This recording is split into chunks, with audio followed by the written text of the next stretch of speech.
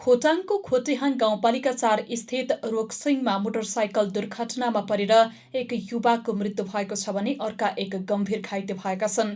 शनिबार मध्याह 12:30 बजे मटकादियाली स्थित रोक्सिङमा प्रदेश 1020041 प 1925 नम्बरको मोटरसाइकल अनियन्त्रित भई दुर्घटनामा परेको थियो।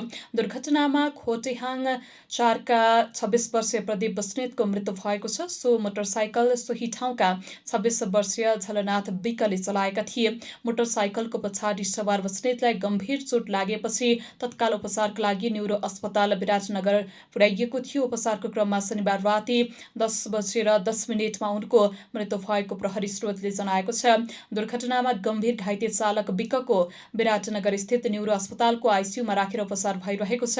उनको अवस्था गम्भीर रहेको प्रहरीले जानकारी दिएको छ। मृतक बस्नेतको शव कानुनी प्रक्रिया पूरा गर्न कोशी अस्पताल पठाइएको छ। दुर्घटनाबारे थप अनुसन्धान भइरहेको प्रहरीले जनाएको छ।